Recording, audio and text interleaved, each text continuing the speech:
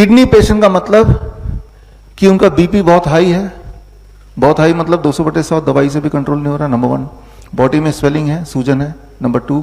Urine output आधे litre से कम है, नंबर 3। एक्सट्रीम वीकनेस है। एक्सट्रीम वीकनेस क्यों? जब पानी बॉडी में जमा हो जाएगा, हार्ट लंग्स ठीक से काम नहीं करेंगे तो कमजोरी आएगी, नंबर 3। और साथ ही में उल्टी आती है, इचिंग होती है, तो ये 5 चीजें हैं। तो इसका मतलब आप किडनी के पेशेंट हैं। अब क्या करना है? ये time as medicine, food as medicine and 0 volt, ये तो करना ही करना है सभी को। इसके अलावा हॉट वाटर इमर्शन। क्यों? क्योंकि 2 किडनी तो काम नहीं कर रही, तो तीसरा किडनी की सहारा लेना है। तीसरा किडनी कौन सा है? Your skin. जब आप गर्म पानी में बैठते हैं 40 डिग्री सेल्सियस और पानी का प्रेशर दबाव पड़ता है बॉडी के ऊपर, तो आपकी स्किन किडनी के रूप में काम करने लगती है। तो ऐसा करने से क्या एक्सपेक्ट करेंगे आप? जब आप हॉट वाटर इमर्शन करेंगे, कहां तक पानी में डूबा होना चाहिए? मान लो नाभि के 1 इंच ऊपर तक, और 1 घंटा बैठिए। लेकिन कुछ लोगों के सवाल है, अभी मैं लूंगा, कि जब हम बैठते हैं तो नोजिया फील होता है, वीकनेस फील होती है, चक्कर आने लगते हैं। ये सारे आपके कुछ लोगों के एक्सपीरियंसेस हैं, है ना?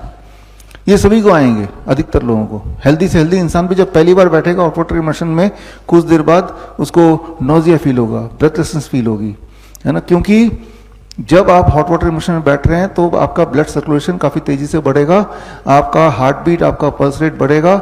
यही जो बढ़ा हुआ है, इसी से आपका skin will become a 3rd kidney. लेकिन क्योंकि कभी पहले अभी ऐसा किया नहीं है, इसीलिए बॉडी जल्दी थक जाएगा। इसीलिए पहली बार जब आप करते हैं तो पानी का लेवल नाभि से थोड़ा ऊपर तक ही हम रखते हैं और आधे घंटे ही बैठने बोलते हैं। आपको तब तक बैठना है जब तक आप कंफर्टेबल हैं। जैसे ही लगता है कि नोजेटिक लग रहा है, कमजोरी लग रही है, चक्कर आ रहे हैं, धीरे से उठ के बाहर आ जाना है। धीरे से क्यों? क्योंकि जब पानी के अंदर है तो आपका ब्लड प्रेशर कम हो जाएगा, ब्लड प्रेशर कम हो जाएगा। तो जब पानी से बाहर आएंगे तो उसके लिए ऐसे बैठे हैं, उठना पड़ेगा ना। जैसे ही उठते हैं हम तो हमारा बॉडी का प्रेशर डिफरेंस चेंज हो जाता है। It is called postural hypotension. ऐसे बैठे हैं, अलग प्रेशर है। खड़े होने के बाद हार्ट को जोर लगाना पड़ेगा ब्लड को और ऊपर तक भेजने के लिए।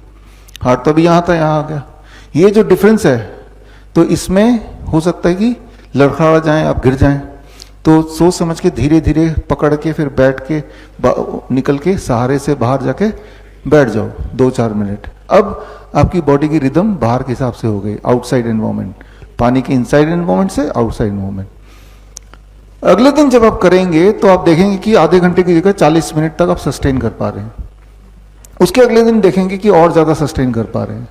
तो इस तरह से धीरे धीरे आपकी कैपेसिटी बढ़ेगी। जैसे जब आप जिम में नए नए जाते हैं तो पहले दिन आप उतना कुछ नहीं कर पाते, लेकिन जब रोज करते हैं तो धीरे धीरे स्टेमिना बढ़ती रहती है, हर दिन बढ़ती है ना।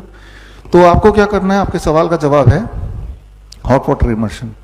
1 महीने से लेकर 3 महीना लग सकता है, लेकिन एटलीस्ट डायलिसिस जो लोग कराते हैं, डायलिसिस छूट जाती है उनकी, दवाइयाँ छूट जाती हैं, बीपी नॉर्मल होने लगता है, नॉर्मल हो जाता है, स्वेलिंग गायब हो जाती है, यूरिन आउटपुट बढ़ जाता है ना।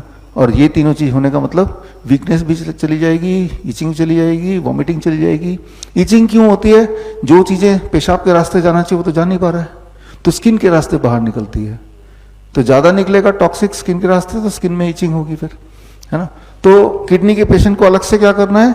बिसाइड जो आप कर रहे हैं हॉट वाटर इमर्शन करना है। कितनी देर करना है? आइडली 2 घंटे करना है। लेकिन 2 घंटे एक बार में तो नहीं कर सकते, कर लेंगे 10-15 दिन में, धीरे धीरे स्टेमिना बढ़ जाएगा। और जब जैसे स्टेमिना बढ़ेगा, पानी का लेवल भी बढ़ाते जाना है।